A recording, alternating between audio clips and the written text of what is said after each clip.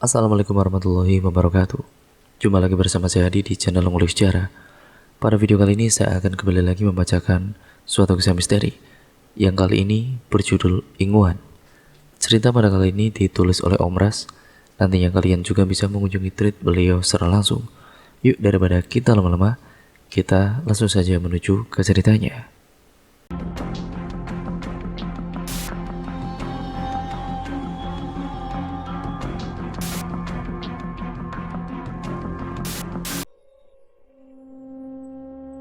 Sudah 7 tahun mereka menikah tapi belum juga dikaruniai anak. Beberapa cara tradisional dan cek kesehatan ke dokter pun sudah dilakukan tapi semuanya masih belum berhasil. Dan dokter mengatakan keduanya sehat, tidak ada yang bermasalah. Bila berkunjung ke rumah sanak saudara, pasti mereka berdua selalu jadi bahan perbincangan. Kalau perempuan yang sudah bersuami belum punya anak, itu belum bisa dibilang perempuan, karena perempuan sejatinya pasti melahirkan anak-anak untuk suaminya. Begitulah nyinyiran dari pihak keluarga sang suami terhadapnya. Sakit hati tidak perlu ditanya. Perkataan-perkataan seperti itu sudah hampir setiap kali dia dengar, dan setiap kali itulah Seni hanya bisa diam dan mengalah. Emangnya kau tak takut, Sen?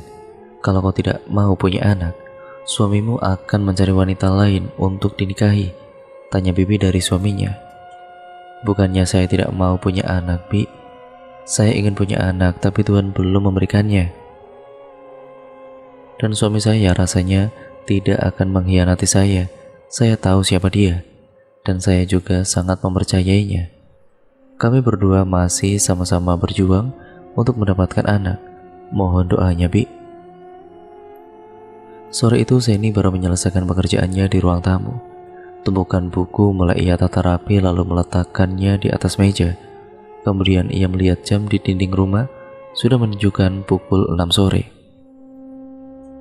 Ia pun berjalan ke arah dapur untuk menyiapkan masakan. Karena sebentar lagi suaminya akan pulang, Seni membersihkan wortel, kentang, dan kol.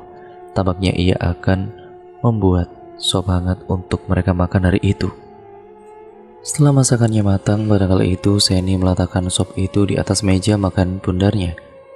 Tidak beberapa lama terdengar suara ketukan di pintu depan. Seni bergegas lari ke arah pintu untuk membukakan pintu. Wajahnya berbinar bahagia sekali waktu itu. Bahagia sekali tampaknya. Ada apa, sayang? Coba lagi sedikit kebahagiaanmu itu kepadaku, kata suaminya dengan bibir tersenyum.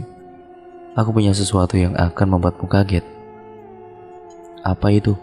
Masuklah dulu. Benda itu kuletakkan di saku bajumu yang tergantung di belakang pintu.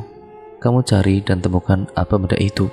Aku mau menyiapkan makanan dulu, ujar Seni membuat suaminya mengerutkan alisnya. Tanpa disuruh 2 kali, lelaki itu lantas langsung berjalan menuju kamar. Sementara Seni menatap tersenyum sambil menutup mulutnya dengan telapak tangan. Tidak beberapa lama terdengar suara teriakan girang dari dalam kamar, disusul suara langkah kaki yang berlari menuju dapur. Kamu hamil? Ucap Johan memeluk erat sang istri. Melihat kebahagiaan sang suami, Seni tidak bisa menahan air matanya. Terima kasih Tuhan, terima kasih. Aku sudah telat 2 bulan. Pada bulan pertama aku cek hasilnya negatif. Tapi aku merasa ada yang beda pada diriku. Penciumanku jadi lebih sensitif dan sering mual. Lalu pada bulan kedua aku tes ke bidan dan hasilnya positif. Johan menggenggam erat tes pack milik istrinya itu. Berkali-kali ia melihat benda itu sambil tersenyum. Lengkap sudah kebahagiaan itu. Namun tiba-tiba terdengar suara dering telepon berbunyi. Seni langsung mengangkat telepon yang ternyata dari saudara sepupunya di kampung yang mengabari ibu Seni jatuh sakit. Cepatlah kemari, Sen. Kasihan ibumu. Terus-terusan menyebut namamu, ujar sepupunya di seberang telepon mengakhiri obrolan singkat mereka. Raut wajah Seni berubah. Aku harus bagaimana? Tanya Seni pada suaminya. Tidak ada pilihan lain lagi. Kamu harus pulang. Ya terus aku, ya kita. Besok aku ambil cuti saja. Dan setelah itu kita pulang langsung ke kampung. Seni menghela nafas panjang dan ia mengingat kembali pada 5 tahun yang lalu, di mana pada saat itu pertengkaran antara ia dan ibunya bermula. Ibunya sampai mengaramkan Seni untuk masuk ke dalam rumah itu lagi. Dan semenjak saat itu Seni tidak pernah pulang ke kampung. Ia hanya berhubungan dengan saudara sepupunya untuk sekedar bertanya kabar sang ibu atau mengirimkan uang. Apa tidak apa-apa aku masuk ke dalam rumah yang bahkan sudah ibuku haramkan untukku? Tanya Seni lagi. Sudahlah, tidak apa-apa. Semua orang yang sedang emosi kadang-kadang memang mengeluarkan kata-kata atau kutukan yang tidak masuk akal. Jadi aku yakin beliau tidak bermaksud lain, hanya terbawa emosi saja. Seni mengangguk. Aku yakin saudara-saudaramu pun pasti sudah ada di rumah itu. Sekitar pukul 11 siang Seni dan suaminya sudah berangkat. Ia juga singgah di beberapa toko untuk membeli oleh-oleh. Jalanan menuju kampungnya masih sangat asri. Jalanannya pun belum beraspal, hanya tanah kuning yang dilapisi batu. Kalau hujan turun pasti jalanan itu menjadi sangat licin sekali. Dari jauh Seni mengerutkan alisnya begitu melihat halaman rumah ibunya tersebut. Seperti tidak ada orang, bahkan rumput-rumput di sekitar pohon mangga dibiarkan memanjang tidak terurus. Kurungan ayam di samping rumah milik ibunya pun sudah tidak tampak lagi. Seni berjalan ke arah teras, yaitu teras rumah dengan hati-hati. Ya, dengan keadaan rumput setinggi itu, tentu tidak mustahil ada ular-ular kecil yang tengah bersembunyi. Beberapa papan di teras rumah ibunya pun juga sudah terlepas. Kenapa rumah ibunya sudah seperti tidak dihuni, padahal uang selalu Seni kirimkan setiap bulan. Tidak mungkin rasanya tidak cukup untuk memperbaiki kerusakan-kerusakan kecil itu. Gagang pintu pun terlihat sudah berkarat. Kenapa rumah ibunya jadi seperti ini? Baru mau membuka pintu tersebut, ketika tiba-tiba ada suara saudara sepupunya yang memanggilnya dari samping rumah. Wanita berusia 40 tahunan itu memakai baju tidur lusuh sebagai atasan dan sarung bermotif bunga sebagai bawahannya. Lewat sini Sen, panggilnya dengan tangan melambai. Seni sedikit heran, kenapa ia justru disuruh masuk lewat pintu belakang? Apakah pintu depan sudah rusak atau... Ya entahlah, Seni hanya bisa mengikuti langkah sepupunya yang tampak tergesa-gesa itu. Saat memasuki rumah itu, Seni melihat banyak sekali sarang laba-laba di plafon, bahkan seluruh rumah itu tercium bau minyak urut yang menyengat. Di dalam kamar seorang wanita berbaya dengan tubuh kurus terbaring. Matanya nampak terpejam, namun suara nafasnya mirip seperti suara sapi yang disembelih. Ya Tuhan, kurus sekali ibuku. Sejak kapan beliau sakit? Ujar Seni bertanya pada sepupunya dengan suara bergetar. Beliau memang sudah sakit-sakitan semenjak 2 tahun terakhir ini, Sen. Sakit-sakit tua begitulah. Hari ini sehat, besoknya sakit. Uang yang kau kirimkan itu sedikit pun beliau tidak mau menerimanya, Sen.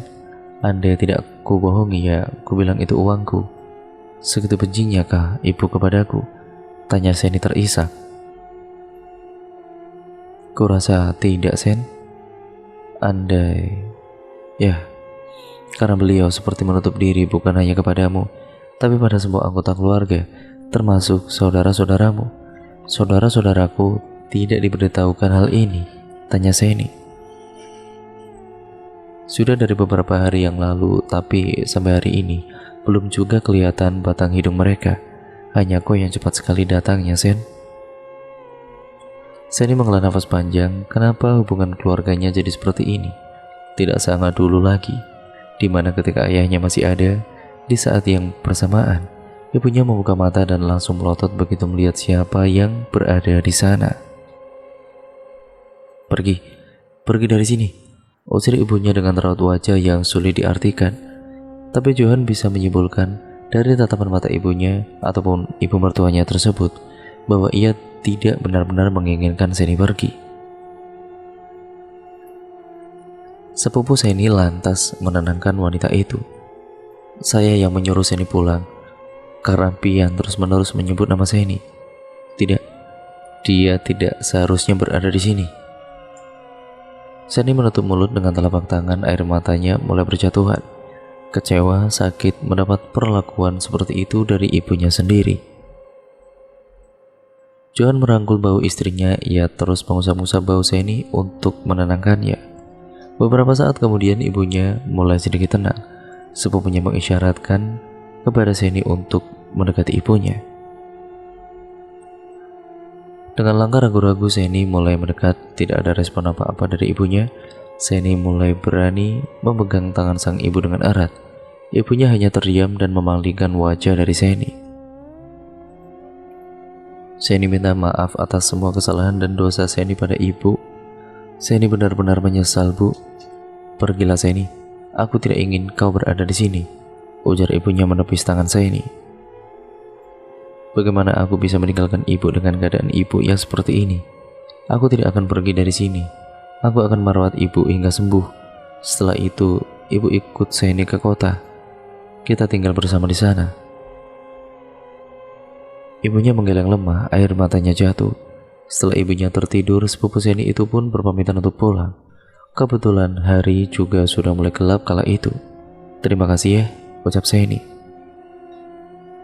Sayang, berikan oleh-oleh ini untuk sepupumu, ujar Johan menunjuk ke arah plastik-plastik berisi berbagai macam makanan yang mereka berdua beli di sepanjang jalan tadi.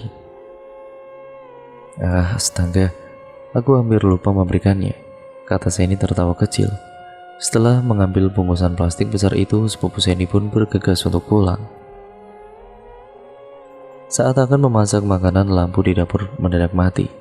Mungkin karena sudah lama tidak pernah diganti oleh ibunya, sehingga membuat Seni terpaksa harus keluar rumah untuk membeli lampu baru di warung. Mau kemana, Yang? Tanya Johan yang tengah menikmati secangkir kopi dan kue kuping gajah yang mereka beli di perjalanan tadi. Aku mau ke warung sebentar, lampu di dapur mati. Apa tidak bahaya kamu malam-malam keluar sendirian? Seni tersenyum. Ini kan kampungku, dan dari dulu tidak pernah ada kejadian-kejadian kriminal di sini. Jadi kamu tenang saja. Bagaimana aku bisa tenang kalau dalam keadaan hamil muda begitu ya? Sini biar aku saja yang beli lampunya, ujar Johan. Memangnya kamu tahu di mana warungnya? Lumayan jauh loh dari sini. Ya, ada pepatah mengatakan malu bertanya sejak di jalan. Jadi kamu tidak usah risau, tidak perlu risau maksudku. Jadi aku kan tidak akan malu untuk bertanya warung ada di mana pada warga nanti. Seni tersenyum dan ia mengangguk. Jangan lama-lama ya. Kamu ingatkan kata sepupuku tadi kalau listrik di sini akan mati pada jam 12. Jadi kembalilah sebelum jam segitu, pesan Seni pada Jordan. Oke sayang, kalau begitu kamu jangan khawatir, aku tidak akan lama. Seni lagi-lagi tersenyum, ia mengunci pintu rapat-rapat ketika suaminya pergi. Baru beberapa saat duduk santai sambil mengelus-ngelus perutnya, tiba-tiba terdengar suara ibunya dari dalam kamar yang tengah memanggil nama sepupunya. Seni bergegas masuk ke dalam kamar. Ia kaget melihat wajah ibunya yang sudah dipenuhi keringat dingin itu. Matanya melotot menatap langit-langit kamar. Seni, pergi dari sini Seni. Aku tidak ingin kau berada di sini, teriak ibunya dengan suara bergetar. Saat Seni akan menjawab perkataan ibunya, tiba-tiba tubuh sang ibu kejang-kejang. Seni mencoba menenangkan, namun itu tidak cukup membantu. Akhirnya Seni memeluk erat tubuh ibunya. Dengan melihat mata ibunya yang tampak melotot ke atas, Seni menjadi merinding. Di saat-saat seperti itulah ia sangat berharap suaminya segera kembali pulang. Beralih ke Johan yang tengah dalam perjalanan mencari warung, ia tampak heran melihat di sepanjang jalan tidak terlihat satupun warga di situ. Sehingga cukup sulit untuk mencari arah warung yang benar-benar buka. Rasanya sudah hampir 20 menit ia berjalan, namun tidak juga menemukan warung yang ia cari. Akhirnya ketika Johan tiba di sebuah pos ronda, Johan melihat seorang bapak-bapak tengah duduk merokok di depan pos. Akhirnya Johan bisa bernafas lega begitu bertemu dengan seseorang itu. "Permisi Pak, saya mau bertanya," ucap Johan dengan badan membungkuk. Bentuk rasa hormatnya pada orang tua tersebut, si bapak hanya menatapnya sekali, lalu kemudian ia memalingkan wajahnya ke arah lain. "Mau bertanya apa?" ujarnya dengan suara yang terdengar berat. Ini Pak, saya dari tadi jalan niatnya mau mencari warung untuk membeli lampu. Dan kebetulan saya ini baru saja sampai di desa ini. Jadi saya tidak tahu di mana ada orang berjualan. Saya mau tanyakan ke orang, tapi saya tidak bertemu seseorang pun. Ya, warga dari tadi selain Bapak. Jadi apakah Bapak bisa bantu saya untuk menunjukkan warungnya berada di mana? Jam-jam seperti ini warung-warung di sini sudah pada tutup. Tapi ada satu warung di ujung jalan itu yang masih buka. Jualannya juga lengkap lah. Jadi coba kamu cari ke sana, ujar bapak-bapak itu seraya menunjuk ke arah jalan setapak kecil berseberangan dengan pos itu. Ya meski ragu-ragu, tapi Johan tetap mengikuti petunjuk dari si bapak. Dan anehnya jalan itu semakin jauh malah semakin mengecil. Tapi Johan tetap mencoba berpikir positif bahwa jalanan di desa memanglah seperti itu, hanya jalan setapak tanpa adanya penerangan. Benar saja, setelah hampir 10 menit berjalan, akhirnya Johan sampai di jajaran rumah-rumah warga. Di sana ramai orang, sepertinya ada acara. Warung yang dimaksud bapak-bapak tadi pun masih buka. Johan tersenyum menatap kerumunan orang-orang yang berada di sana. Akhirnya tidak sia-sia juga ia berjalan di jalanan setapak yang ditunjukkan bapak-bapak tadi. Johan pun berjalan mendekat ke arah warung tersebut, melanjutkan niatnya untuk membeli sebuah lampu. Orang-orang di sana rupanya sangat ramai sekali. Karena baru saja Johan sampai di warung itu, ia sudah disuruh bergabung untuk makan dan minum bersama warga di sana. Ya akhirnya mau tidak mau, Johan pun menerima ajakan itu. Alhasil ia lupa waktu. Sementara di rumah Seni menjadi gelisah karena 3 jam berlalu suaminya belum juga kembali. Kemana ya dia ini? Apa jangan-jangan tersesat? Tidak mungkin, desa ini kan tidak terlalu besar, mana mungkin bisa tersesat dia, gumam Seni. Ia duduk di dekat pintu berharap pintu itu ada yang mengetuk. Namun nyatanya hingga ia tertidur pulas, Johan belum juga kembali. Keesokan paginya warga geger karena penemuan orang asing di pemakaman tua desa tersebut. Laki-laki yang tidak lain adalah Jordan itu rupanya tengah tertidur di atas salah satu makam yang sudah tidak memiliki batu nisan lagi. Hanya sebuah batu sebagai petanda ataupun penanda bahwa gundukan tanah itu adalah sebuah makam. Tidak jauh dari situ terdapat potongan-potongan daun pisang yang sudah layu, berisi makanan yang sudah berulat.